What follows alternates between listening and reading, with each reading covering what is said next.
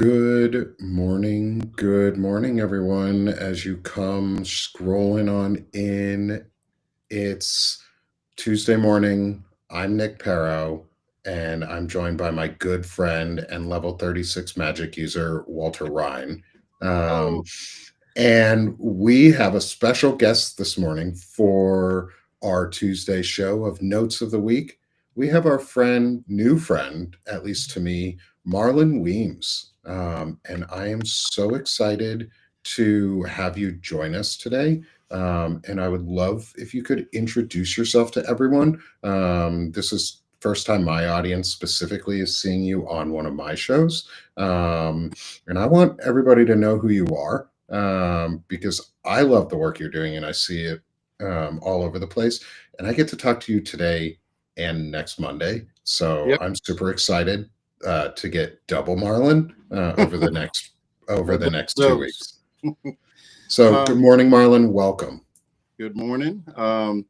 Thanks for having me on. I've been looking forward to doing this. I have known Walter for a minute, but and watched your work, but really, this is our first time actually doing a sort of face to face. So I'm looking forward to chopping it up a little bit. Just a little bit of background. My newsletter is The Journeyman, which for folks who don't know, that's kind of a reference, kind of a sports reference to a guy that played in the big leagues for a bunch of different teams, but never actually won a Super Bowl or an NBA championship, as it were, but still was in the big leagues.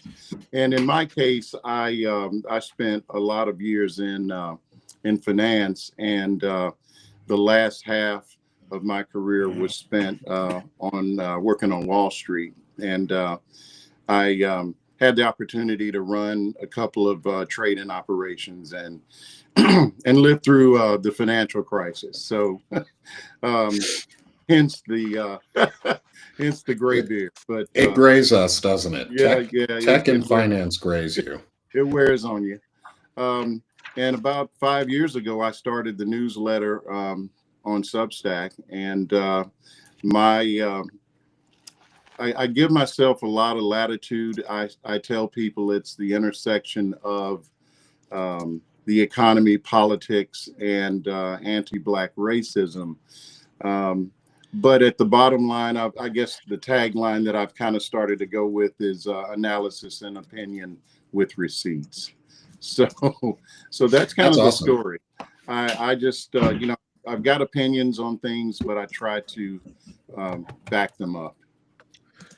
Opinions. So my dad always said his opinions are like assholes. Everyone has one and they stink. Yeah, that's why you need the receipts. Yeah, you need receipts so that it's not a stinky fucking Yeah, opinion. It's that solid helps. fact. Because I mean, we've got an asshole in the White House and assholes all over the place running our country right now. Yeah. One of the things I really try and do, and so one of the big things Walter and I try and do with this show is we push progressive values, even sometimes moderate values, just but like pro-human, pro-dignity values Mhm. without right-wing framing. We don't frame our arguments under the guise of right-wing terminology or that they're right or that we have to do to be defensive. We go on offense here, and we're proud of our views and we're proud of who we are, and we're proud that the women this to have seen, like I'm proud to have watched the women this morning go out and tell their incredible stories. And when Virginia Giuffre's brother was telling her story, that was so hard to listen to. And I don't even have a sister, but I have a daughter and I have Yeah. a wife, and I know women. Like I know women.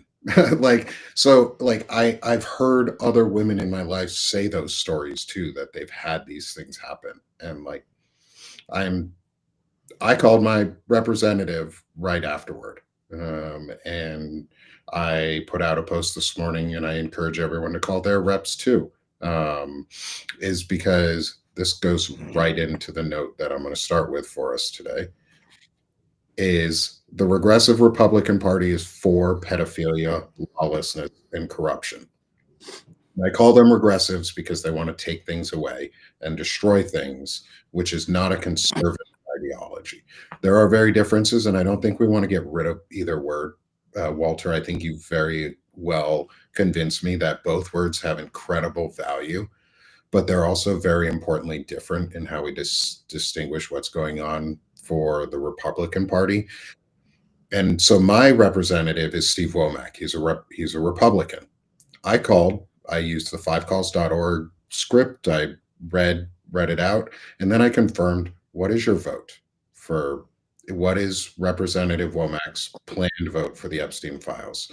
And his aide said he's planning to vote yes. He will not be there, however, because there is a family medical emergency going on. I then followed that up and said it would basically, in military terms, it would behoove him to put a public statement out saying that he planned to vote yes. He couldn't make it because of a medical emergency in his family, and he plans to continue actively pushing against pedophilia and these actions and this corruption and lawlessness to show that they're not regressive. And I want to get your guys' thoughts on that.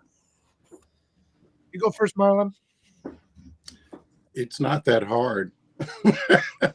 I mean, who's for this? You know, it's I don't have a lot to add. I mean, it's you know, the thing that is really, I say that, and now I'm going to add something. It is really bewildering to me that it's taken this much energy and a discharge petition. I mean, because now these guys are voting because they kind of have to, in a sense, right? I mean, because who's going to be the one out of however many hundred are in 200 and some odd Republicans in the House? Who's going to be the guy that says they're not for this at this point, but that they just worked so freaking hard to keep it from getting to where we are right now is the part that to me is really unforgivable. Yeah, I think I'll add a couple of things here. We were talking about, and Marlon, it's so wonderful to have you here because we talked in one of our previous talks about how you grew up in the era of segregation, and so I just think that Stop reminding me. Yeah, well, I apologize, but at the same point, it's like I mean, it's okay. Well, I mean, it's so important because I mean, it's weird, isn't it? Oh, and it's you would think I would recent. be like I don't know, 99 years old or 100 or something, but I'm not. Yes. Yeah, it's crazy. And it's because so many people are like, well, it's not bad now, and these things are all fixed, and so your perspective is so important with just that, like, hey now, like, and I'm this, and it's like I'm finding this too because my kids have grown up in this world because I grew up before the internet, you know, so I remember like just having a community and talking to people, and it's just like the experience that we have and the things we have to bring forward. But I mean, like this idea of the regressive Republican Party, I mean, it hasn't ever gone away, you know. It's like even though like there's a movement by this Republicans to push us back to like a worse time, the reality is that time is still here. And that's why I feel it's important because I feel like we're in this pivot point because I feel they've already lost. I feel this administration has passed its moment of peak power. They know it. I don't think they're gaining any power back. They're steadily eroding power. You can comment on that. But I think we're getting there. And my fears are that we're going to pivot to this. Well, it was all MAGA, but conservatives are still good. And I want to retain that ability to criticize conservatives because I consider myself a survivor of conservative abuse. What do conservatives conserve? Conservatives conserve their own wealth. They conserve these unjust power structures. And what we're seeing today is not an aberration. It's the ultimate destiny of what MAGA is. So I think what Nick is saying is really important, especially like we were talking before. We want to arm people for Thanksgiving dinner to sit with their families and determine which ones of them are hardcore MAGA that just need to be cut out of your life and which ones can still be maybe redeemed, and to just arm ourselves to protect ourselves from the bad one, but also to have the ability to maybe push the ones that have potential along the right path. So there's a lot coming at us right now. So I'll let you guys respond to that. No, I think that's great, and I'm going to share Walter, your note that basically sums up what you said too, which is, Walter, you need to practice unity. Your criticism is too harsh, and the answer to that is no, the fuck, it's not. Um, no, it's not too harsh. Stop letting specifically men who look like me off the hook for things that they say and actively do and protect and promote. Yeah. If they used to advocate and have changed their ways, that's different. You don't have to be so harsh with someone who has actively changed their ways and is continuing to move forward and work forward in life. But there's plenty of men out there who you need to harshly remind, because the only thing that a lot of these folks on the right actively respond to is authority. And the thing is, we're not talking to our friends on the Democratic side. We're not talking to you on the progressive side. When I say some things that are really harsh, I ain't talking to y'all. Don't take it personally. Yeah. It's like the all men thing when women say all men are bad. Yeah, for the majority, if you look like me, all men are bad unless you prove otherwise. And this is us proving otherwise by actively preventing these practices and making Thanksgiving that discussion that's a little uncomfortable. Yeah. Yeah. Because it's the onus is to prove to other people that you are a safe person. Like, Yeah. the onus is on you as an individual to remind people around you that you're a safe person by actively protecting and grounding your morals and values. And so, no, you don't need to practice unity. You need to practice centered morals and values. And if somebody doesn't believe in centered morals and values, fucking tell them that they're wrong. Stop tolerating hate as though it's a good idea. Yeah. Any thoughts, Marlon? You laughed when we Marlon, said that. thoughts on that? You've lived through Go hate ahead. in a way that I Ooh. probably have never. I mean, I'm a Jewish American. I'm Jewish, so I've had anti-Semitism lobbed at me quite a bit, which is fine, I guess. I've been called some nasty shit, but you've lived through an era of hatred in America that doesn't seem to have really ended. It just got masked. And I'd love your thoughts and feedback on what we're Sure. saying here today on this. So a few years ago, I guess this was right after the Supreme Court did away with affirmative action. I wrote something, and I think about the title of it every now and then. It's repealing the last half of the 20th century, and from my point of view, that's been sort of probably since the day after the Civil Rights Amendment, that has been the objective from Republicans. I mean, we could go back historically to even, New Deal era or whatever, but for sure, since the Civil Rights Act. And so, just to kind of set the scene, I mean, I grew up in Little Rock, Arkansas, not far, a few hours from where you are, Nick. Yep. And It's a place.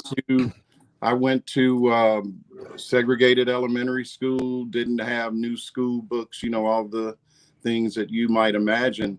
The interesting part of it in retrospect is that, because people ask me, man, how were you just, how did it feel, or were you mad, and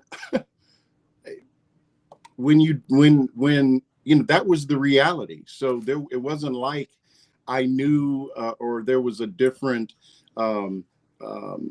way of life that, you just lived. You did not go to school with white people. You did not go to the same restaurants and so on. When I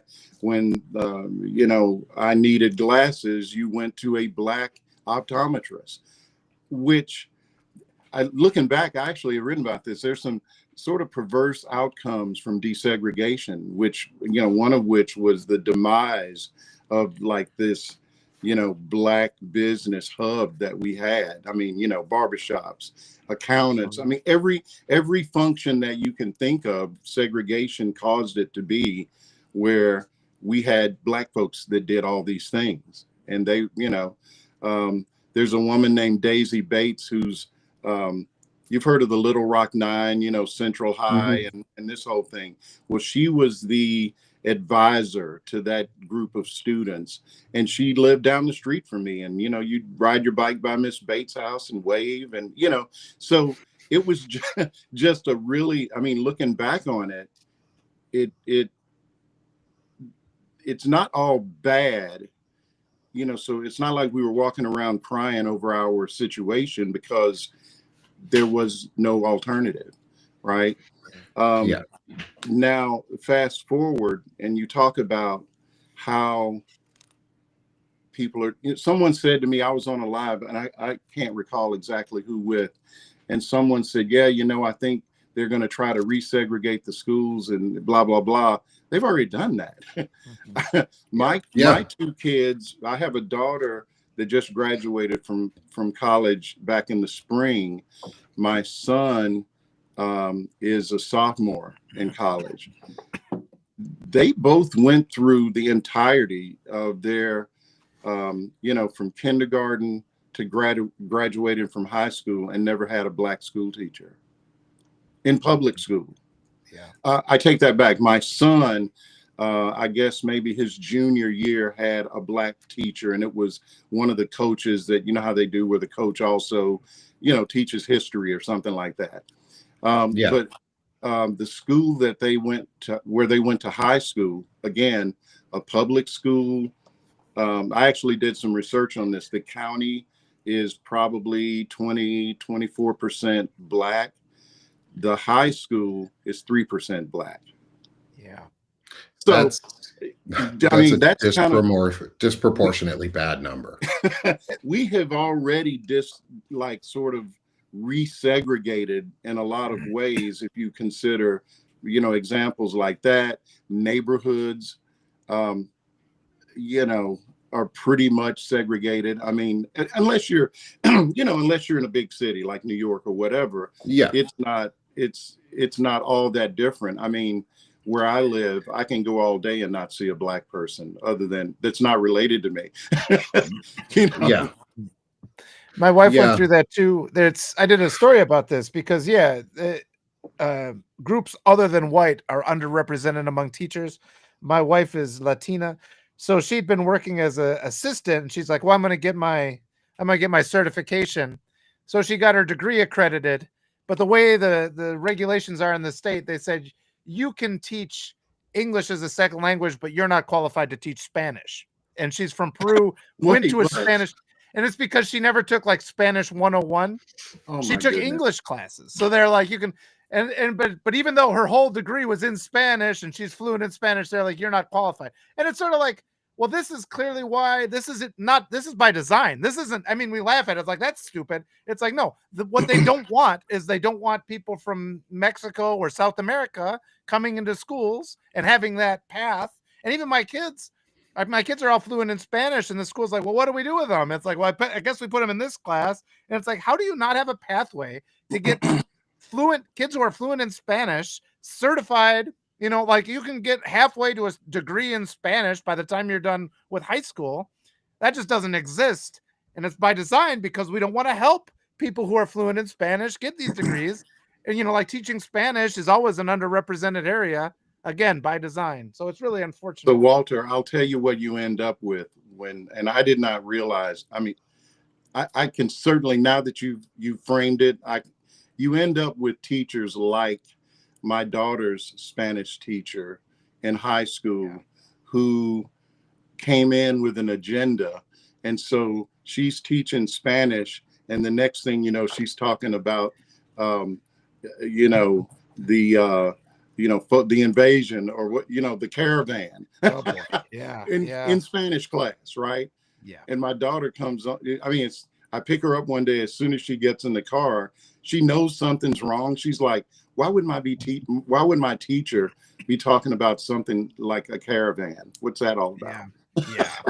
Yeah. And, yeah, and it is unfortunate, and I mean, some good teachers always get through because we're fortunate. Of course, my wife would have laid down the law if the ones hadn't been good, but they actually have been working with my daughter to like get her set up to take college classes next year. I'm like, great, but exactly what you're saying is true. My daughters do come home sometimes. They're like, we were talking about tariffs today. My one daughter said, she's like, I don't know, I couldn't tell if the teacher. And actually, Marlon, you're perfect for this with just your financial background. Something I wanted to say too about how there's this whole thing in like the conservative sphere where they try to present themselves as like finance gurus. And I know enough to like get by, but it's like a lot of what these conservatives are saying is just bullshit, or at least it's built on this idea of, well, there will be these, they just don't mention the spots. Well, it'll be made easier for them. I don't know if you have any thoughts about that, but it seems like these I young do. men are attracted to these conservative finance gurus. Go ahead. Typically, what I have found is that as long as they're unchallenged, they do well. And by that I mean, because it's really easy to refute trickle down economics because there isn't any historical reference where it's ever been successful. And all you have to do is say to them, well, when did that work? And they never, when did that work? When did giving all the rich people, giving the 1% all the money, or when did all these tax cuts really ever work out? And they just don't have a good answer. So, but you're right. Something, and I guess I should just say, I have always pushed back on the whole idea of calling Republicans conservative anyway. Because, to me, conservative is, I don't know, like protecting the planet from climate change. That's conservative, right? Yeah.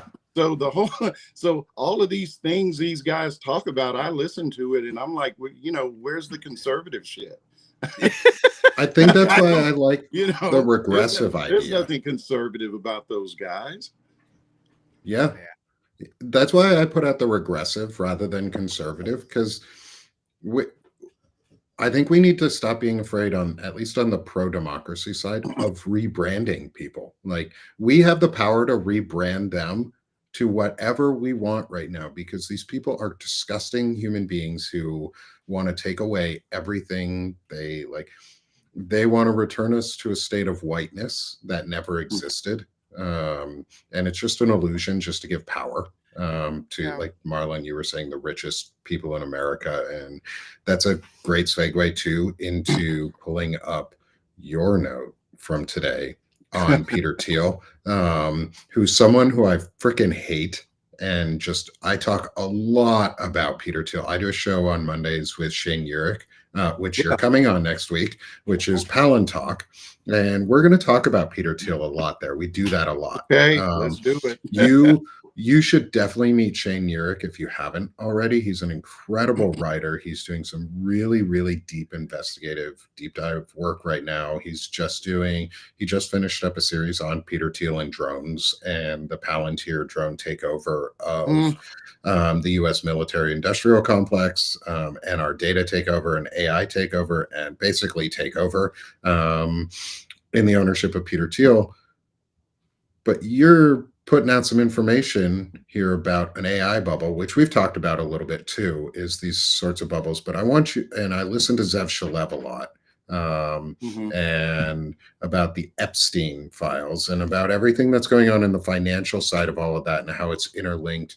And Peter Thiel's name has come up a couple times. And as someone who worked in the finance industry for your entire career and made an incredible career out of it, can you talk about your note here and what significance this could possibly mean for like everyday people like us and folks who might not follow the actions of Peter Thiel or these folks quite as closely? Sure. So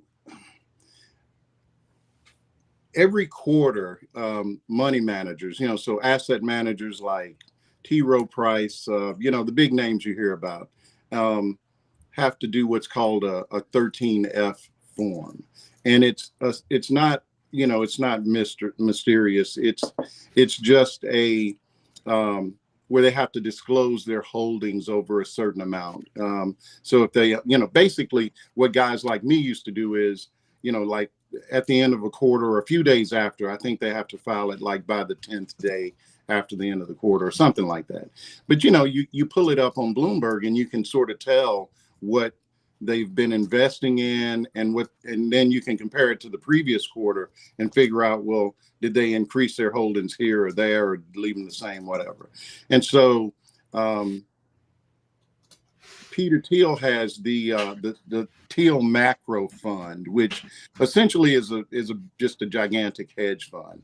And the notable thing is that he had of this portfolio, he had about 40% of it invested in NVIDIA, which, not to go too deep, but first of all, NVIDIA, I believe, is the first company to actually achieve a $5 trillion market cap. So if you think about that, just to put it in perspective, the market cap or the valuation of NVIDIA at 5 trillion, if it were a country, there are only two countries that would be bigger, the United States and China. Wow. Market cap to GDP, France ain't big as NVIDIA. Okay. So Peter Thiel had 40% of his holdings invested in NVIDIA. Why? So NVIDIA makes these chips that are really essential for data centers. So this factors all into this whole explosion of data centers and, all these companies, Facebook or Meta, Amazon and the like, they're all investing in data centers. So to see him reduce his holdings from 40% of his portfolio, and then we get the latest 13F and he's completely liquidated NVIDIA. He doesn't own any. So what does that tell you? That tells you he ain't trying to be long NVIDIA. He's not trying to own it. He must have a thought that, there's a reason. And he also didn't reinvest. By the way, I think he took in dollars, that was close to 100 million that he took off the table. So now out of the market entirely. Yeah, totally. He didn't sell NVIDIA and buy something else. As a matter of fact, he sold NVIDIA. He reduced his ownership of Tesla significantly, and now I guess he owns Tesla, Apple, and one other stock. I'm trying to think. It's in there somewhere. Microsoft. Thank you, Microsoft. So he's that. If I'm on a trading desk, right, that tells me, and that's why I started it the way that I did. He's telling us he's not trying to be exposed to AI. That's what it sounds like to me. And look, this isn't the only signal. I mean, there are, and a lot of people smarter than me have noticed this. We're getting to a place where companies are spending so much on data centers and AI related, acquisitions. We've never seen anything like this before. This is making the housing bubble look like, nothing. I mean, it's real. It's real. And look, who knows when it's going to happen or if it's going to happen. But I would just kind of close by saying that I think you probably noticed that Amazon a couple of weeks ago announced they're going to lay off 16,000 people, I think. What doesn't really get talked about that much is these were not like low-level folks working in the call center. These were white-collar jobs that they're talking about. So I think it ended up being like 30,000 jobs. Yeah, it's going to be a lot of jobs. And what it appears is that they aren't laying these people off. And it doesn't happen instantly. It's going to happen over time. But these companies are all in a race with each other for who's going to be the equivalent of VHS versus Betamax. Old folks know what I'm talking about. Yep. Who's going to be the standard, right, for AI? And they're all in this race. The problem is they haven't allotted the capital, the capital that's required. They just don't have the money on the balance sheet. So they're cutting in places to generate the money to spend. And so that's what it looks like Amazon is doing, is they're laying off these high dollar jobs or these high dollar positions to drum up money to invest with guys like NVIDIA. So, or to spend, I should say. Follow on question, I guess, on this, because this is really interesting. Like I spent time in the fintech world building and health tech, building software for franchise and enterprise ownership management with a custom PayFac system, so payment facilitation system. Right. And so this is an interesting space for me. So my follow-on question is, is there any indication that he reallocated, specifically Peter Thiel, that he reallocated the funds that he took out into crypto? And is this a move to weaken the US stock market and US dollar more significantly to force crypto and crypto conversion? There's really not a good way to know from that disclosure. It looks like, at least, and by the way, this all happened, I guess, between August and September. And so we're just now finding out about it because, now they've had to file. It appears just on the face of it that this money is just sitting, in some form of cash or some equivalent. Someone asked me, well, how much is he going to have to pay in capital gains? And my guess is probably nothing, because these guys have so many mechanisms to get around that. But it's probably going to be a while before we would know. But specifically to your question, though, Nick, there are other ways that guys are doing that. One of the things that I wrote about, it's been a few months ago, because it's a poker story. And for folks who don't know, Wall Street traders are like crazy about poker. I mean, really, I had no idea until I got up there. And there's a story I wrote. I'll post it for folks who are interested. But that story is a lead into a discussion about Polymarket, which is the gambling. I've got it on the screen for us. It's a prediction site. Okay. And Polymarket is playing, I think, heavily into what's going on because Peter Thiel is invested in Polymarket through his founders fund, which is a VC that he founded. So even though we're seeing, for this conversation, we're talking about Thiel Macro, which is a hedge fund, the guy's so rich, he's got he's got more different, tentacles than we can keep up with, right? So he's the main investor, or at least was, as far as I know, the main investor in Polymarket until, I guess, last month, the Intercontinental Exchange announced that they're going to invest $2 billion in Polymarket, because what they're trying to do is create an environment where, folks like us, who maybe we don't have enough money to buy NVIDIA in the stock market, but we can bet on what NVIDIA's numbers are going to be on Polymarket.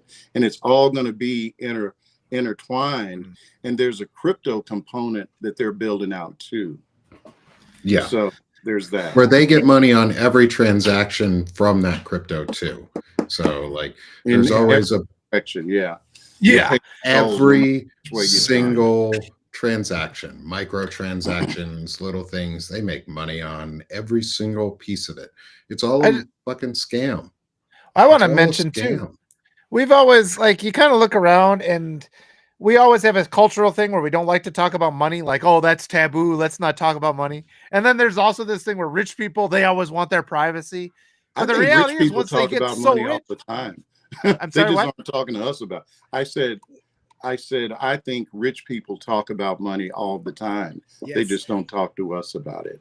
And I was going to say they can't hide it either because there's these disclosures and all this legal stuff. So they've created this mechanism where we just kind of like, I don't know, there's this massive distraction going on. And to like put it in a real basic level, I used to have a bike and ski shop, and the customers would talk about the things that they wanted. And then there were the things that they actually bought. So there's this major difference between what people say and what people actually spend their money on. And I just wanted to tie that into Marlon's insight is so useful here. I mean, I think Marlon has an awareness that like just having followed like how people actually spend their money, like we're still kind of like fooled by it. Like, oh, I'm tempted to take somebody at face value. But after years and years, I'm like, well, they didn't do it. They didn't do it. They didn't do it. So this is the reason to subscribe to Marlon and support his work, because it's so important to have that other kind of valid. And then what do the cops always say? Well, who's the guy who got a bunch of money deposited in his bank account? That's probably the bad Follow guy, the money. Yep.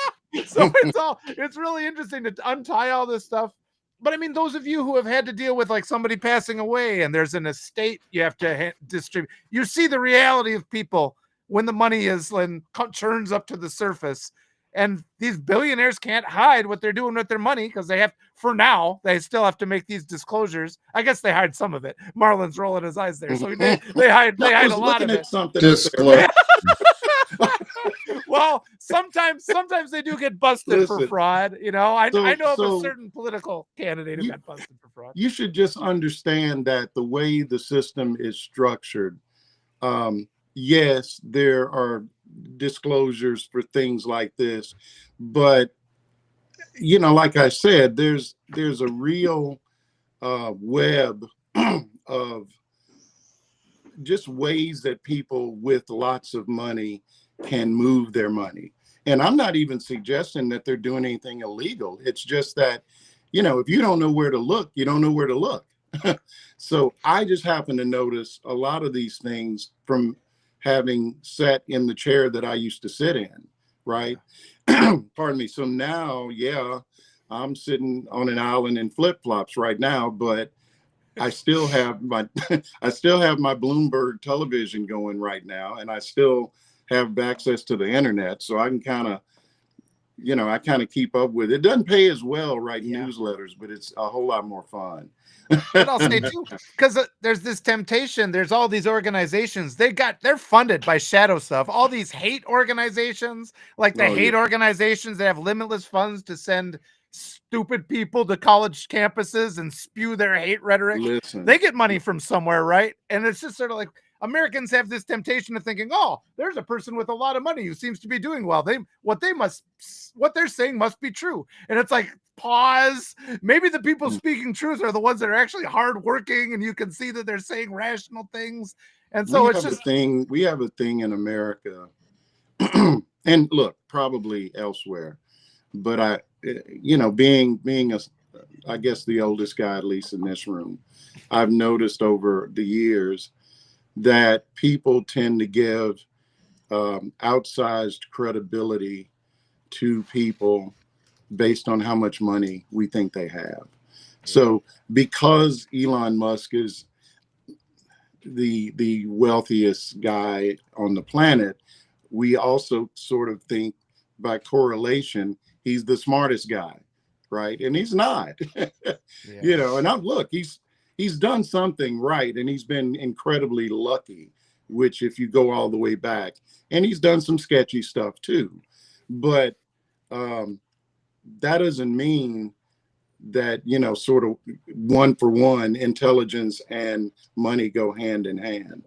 And when I worked on Wall Street, some of the most obtuse people I ever worked around were guys that, you know, had a lot of money, but they weren't that smart. They just, you know, privilege does a lot. And I don't necessarily mean white privilege, but being born in the right zip code, having lived in, you know, having the right mom and dad, it can get you a long way. Yeah. And I think that's really important too, is especially as we talk about like moving forward and how we speak about things, is privilege isn't just a white thing. It's a power and control thing. It A absolutely. lot of white people in the US use that privilege and abuse the shit out of that privilege. Yes. White supremacy, very, very real. It's baked into our system. But the privilege itself isn't specific to white people. It is specific to people who are corrupted by autocratic power, where nobody gets to say no to them and they just get to do whatever they want.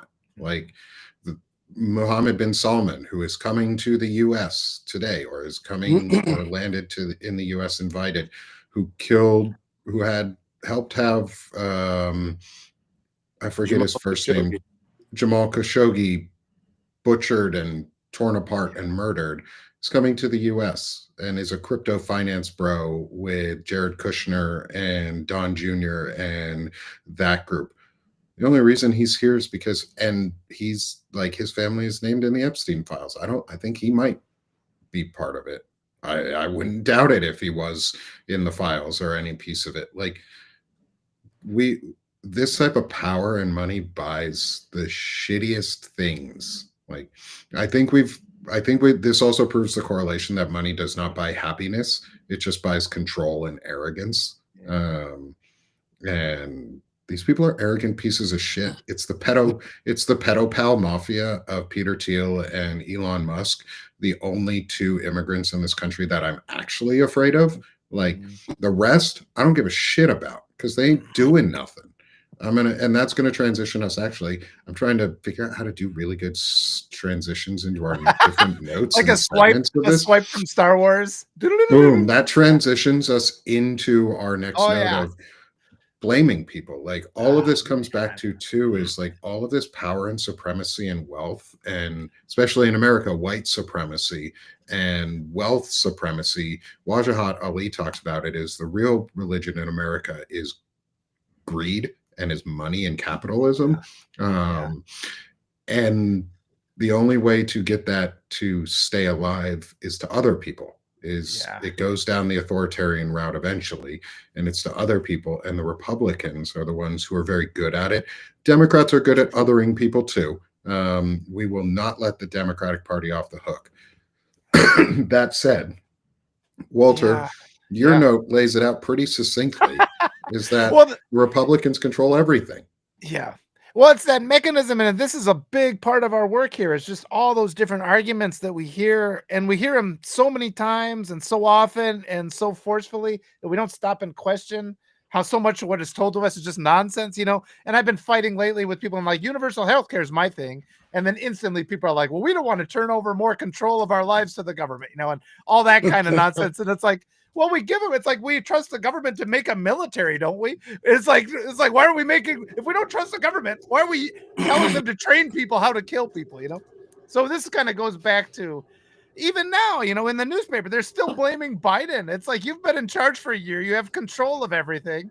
So this note, I guess, I don't know what set me off that day. I was just pissed about something. A lot of capital letters, Walter. But this is a useful one to print off for Thanksgiving dinner and just be like, just especially when you write plate. Read it out. Go ahead. This is your prayer for Thanksgiving. Yeah, I don't know, man. This might be more of a Festivus, airing of grievances kind of thing, man. But I mean, one of those Krampus notes. That gets me into the conservative thing, though, too, because everybody's like, well, I'm conservative. And it's like, why would you even say that? I mean, what have conservatives ever done? Like, just having, it's like, what good thing is in my life is there because of, and I mean, to Marlon's point, 50, 60 years ago when we had Eisenhower, but I mean, his platform was the same as AOC's platform. And since then, in the same way that Republicans and Democrats have shifted since prior to the Civil War, like the word conservative, all they conserve are these evil power structures that oppress and exploit people these days. Man, so we have to kind of undermine that, because people throw out the word as if, well, and it's just, this is another thing about America. Everything in America is dog whistles, where they're actually secretly referencing some white supremacy deal. They'll say stuff that sounds normal. Well, I just want to respect American culture, without naming that American culture is white supremacy, and just like the whole white supremacy dialogue is always hidden. And we get to that point where we're just like, and we're dismissing things that sound reasonable to people that are new to the country, but it's like because we're indoctrinated or we're ingrained to know all the dog whistles that they're using. What are you really thinking, Walter? Yeah, tell us how you really feel, Walter. Get me all riled up. I'm not clear on what you mean. Oh, I hope it's clear. Walter, it's is a this muddled why? mess. Yeah. Walter, I think this might be why I call them regressives instead. Yeah. And that's why I said at Thanksgiving dinner, just call them regressive instead of conservative. See what they say. See how they feel about it. You call like if somebody proudly calls themselves a conservative at your Thanksgiving dinner or in some way defends this, goes, you're regressive. Just take shit away. And see how they feel. Guys, man, I'm lucky. Nobody will come to my house for Thanksgiving. Ain't nobody going to come back to my house for Thanksgiving this year. But that's another important point because I know there's a lot of people out there that have different things to deal with. And I basically cut out everybody from my life that was toxic 10, 20 years ago too. But I know there's a lot of people that are still trying to hold out, or maybe they have their kids, and it's sort of like they're reluctant to cut off ties with their kids. So we should talk about how we can have these discussions in a way that maybe we'll give them a chance. Of course, who am I to say? Because I just cut them all out of my life. To hell with all you evil people. You're done. You're gone. So I don't know. Tell us how you really feel, Walter. Yeah, I know.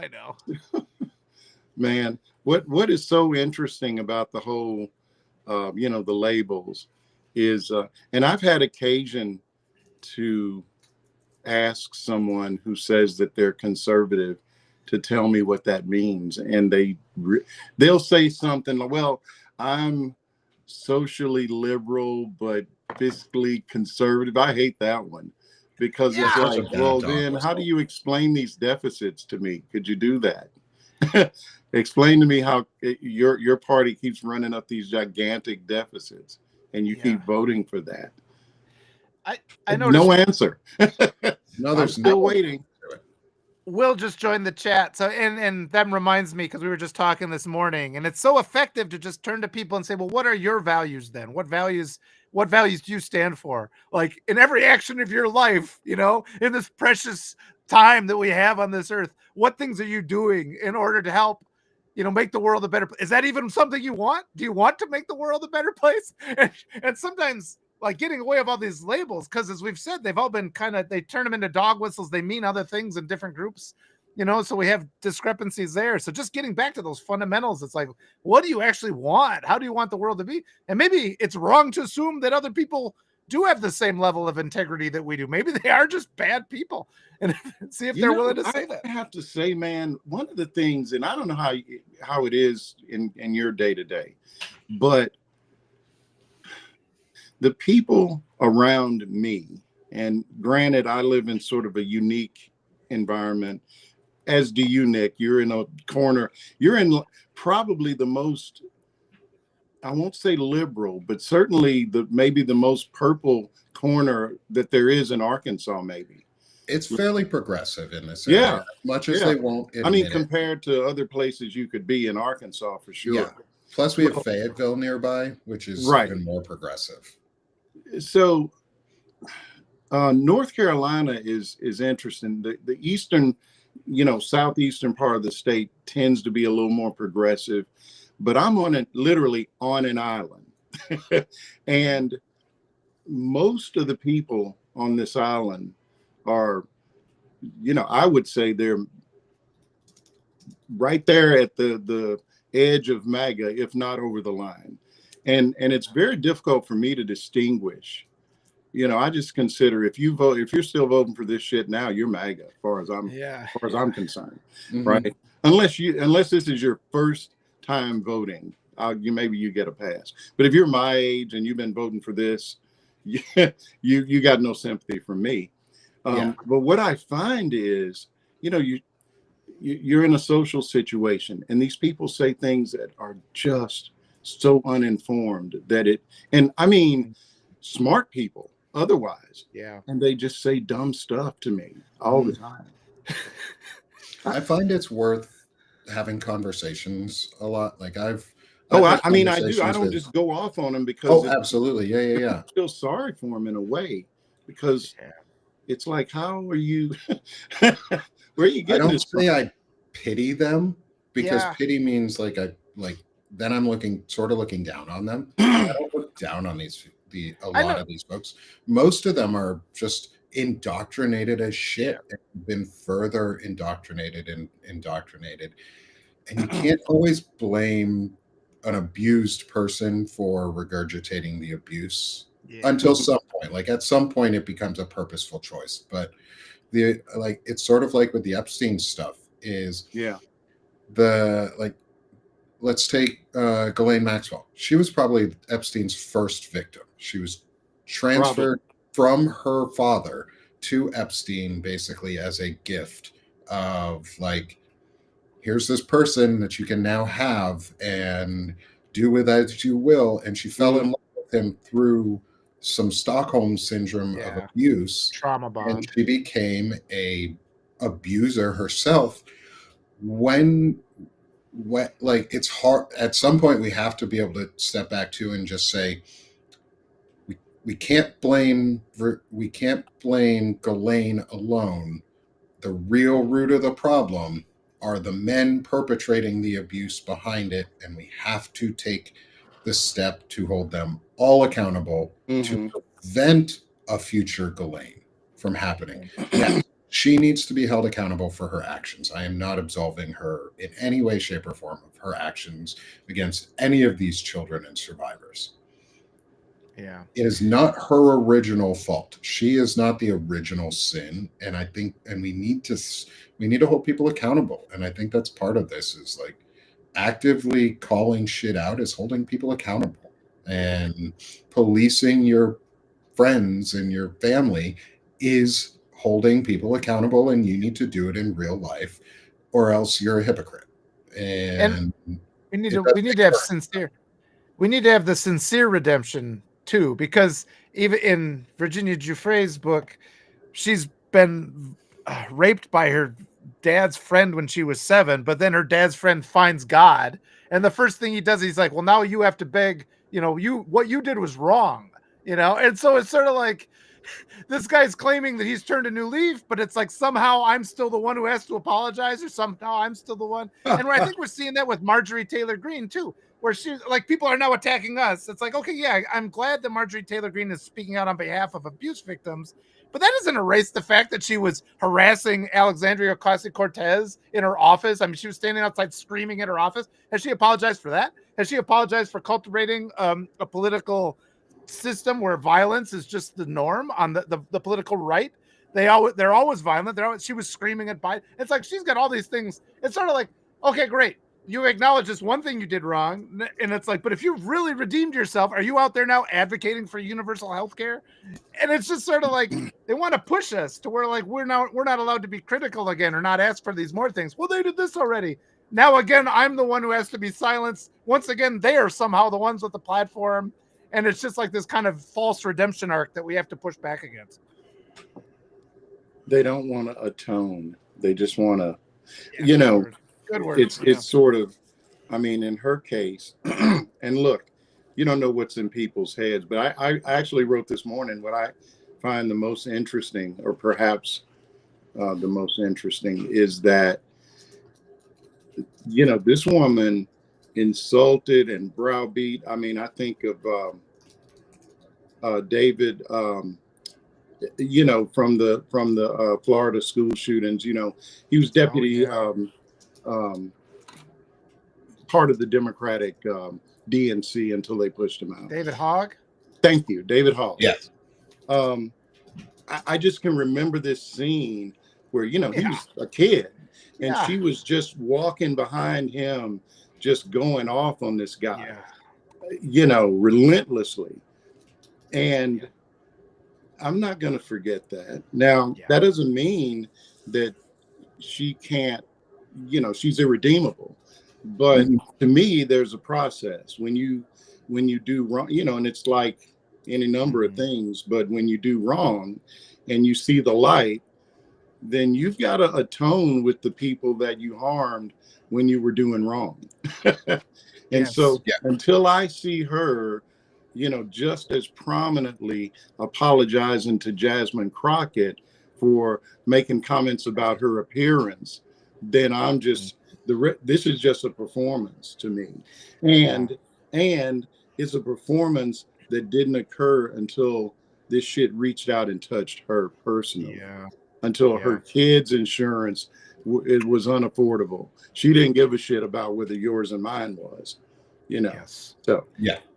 I found accountability is a strong argument, even when you're talking with extremely right-wing people. When we're talking, and that's kind of that other note I put. It's like Republicans are in charge of everything, and it's like I respect accountability. When once have you ever seen the president admit that he made a mistake or he did something that was wrong? And you can have these conversations with people, and sometimes it goes through, but again, it's not really up to us to change other people. We just have to speak. A lot of times, oh man, it's a waste of time. I've burned up. You're right. I have burned up some significant hours trying to convince people of just basic things like you don't want tariffs, dude. You do not want tariffs. Don't vote for the tariff guy. Or like you don't want due process to be taken away because that means it can be taken away for anyone, which we now see because we're just targeting. The U.S. was just like, racial profiling, that's back on the board. So if you're Hispanic, good fucking luck. That's what the Supreme Court said. That's what Republicans said. Instead of taking accountability, they lessened accountability and said, go be more violent, go be more hateful. And unlike them, we don't do that shit. We don't spread hate. We spread positive messages. Sometimes we are aggressive. And I love when Walter gets into his preachy moments. I didn't mean to get all riled up today. God, I know you need to, brother. You're like, I love getting you all it's riled. It's not healthy to hold it in. And I like to end all my shows with giving everyone a chance to sell themselves, because that's really important here, is that we are able to build our communities and build our structures and how we interact with each other and communicate. That's my thing. My superpower is I want to figure out the most efficient system for communication, and I want to connect people. Like, that's what I do. That's what I love doing. I like meeting people and being able to connect others in unique ways. And so one of those simple ways is we get to connect people through our links and what we got available for each of us and how you can support all of our, that's a bad view. Never mind. I'm going to put that one back so Marlon's face isn't just smashed up against the screen. Marlon, please. All right. I'm glad I didn't give. I missed the top of your head, though. I just saw it replay on Substack. But sell yourself, Marlon. It's been so fun to meet you and incredible. I highly encourage every one of my subscribers to hit the and anyone, all 400 of you who are in our chat right now on Substack, hit that Chiron in the top left corner and subscribe to all three of us. And then Marlon, sell yourself and go subscribe to Marlon. Sure. Well, I as I've said, I come at this from, I think, kind of a unique and maybe a little bit eclectic angle, as a Black ex-trader who's also a progressive advocate. You don't find many of those around, but what I try to do is write about complicated things and make it so you don't feel like you're reading a line of code, and I think by also telling I do a lot of storytelling. I mean, at the end of the day, even when we're talking about things, like we did with regard to Peter Thiel, like I mentioned, to me, it's a story of guys who like poker and then they fucked around and got way too much money, and they think everything is a poker game. And so, that's I like to tell stories, and if you like stories about things you don't hear about every day, then you should give the Journeyman a look. You should. You absolutely should give the Journeyman some love. Especially, like, I absolutely highly recommend go following Marlon. Like, what a fun show today. You have been so incredibly fun to talk to, and I cannot thanks for inviting you again next week. But before we go, Walter, you as well, sell yourself again, my friend. Yeah, and all the comments have been great. You got a lot of love in the comments, Marlon. I don't know if you saw him there, and it's my privilege to speak. This is twice in 6 days talking to Marlon, so that just brings me a lot of joy. And I always tell people though, it's like just I know that we're facing all these economic headwinds, but we really do need voices that are advocating for universal health care. And it's just not going to be those old voices, the old voices that everybody's comfortable with, as we say, all these people that are already famous. They don't need your support anyway. You know, you can see those purple check marks. The people have tens of thousands of paid subscribers. They don't need any more money. You know, they just don't. And we need to kind of move away. Our minds have to move away from this. Oh, let's all work hard so that 5 people get all the wealth of the world and nobody else gets shit. Like, that's the way we think. And it's like, why is it so hard for us to convince? And it's because all these other groups are maintaining that message. So it's just make it your concerted effort, helping out the smaller supporters. Somebody said they wouldn't have ever found us on the other platforms. And that's true. It's so great to have all you people here chatting with us. And together, you know, it's your neighbors that are ultimately the ones that are going to lift you up, not the people that are making all these empty promises. So yeah, thanks all for being here. Bit by bit, we're getting there. And thanks again for Nick for having this great space. And as always, Marlon, it's just a pleasure to see you. Same here, Walter. Nick, I guess I will see you in a few days, huh? Yes, you will. And you'll see me on my other publication, Banner and Backbone, here in a few days for Pal and Talk with Shane Yerrick and myself, where we're going to be talking finance and Peter Thiel and this web of American takeover by a single person. And yeah, I think you and Shane are going to have an incredible, I've written you're going to hit it off with each other. PayPal Mafia, so. Yeah, I call them the Pedopal Mafia now because they seem to both be in the files. Epstein apparently had friendships with Peter Thiel. He was there. He's been in a couple of those emails. So if you want to hear more about things like that and all of those, go find me on, I'll show it for a second, Banner and Backbone, which is my other home and a network model that we're putting out to help build smaller contributors and showcase other creators. But if you can, help me here at Sick of This Shit Publications, where I do chronic illness discussions, more laid back talks like this, masculinity. And we're trying to make a manosphere that doesn't suck. Is part of my mantra. And I'm so glad to have you on to be part of these discussions. Marlon, Walter, this is always incredible. Everyone, again, please hit that Chiron in the top left corner if you're on Substack. Thank you all for those who joined on YouTube or Twitch with us today. It's been great to have additional folks on our other platforms with us. So thank you. Follow along wherever you can.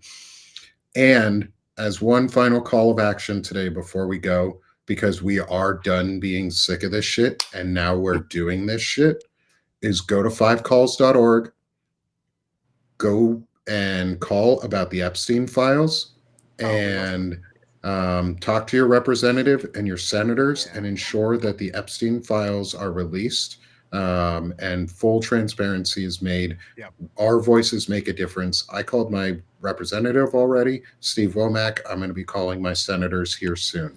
So everybody do the same. Thanks, y'all, and have a wonderful day. Thank you.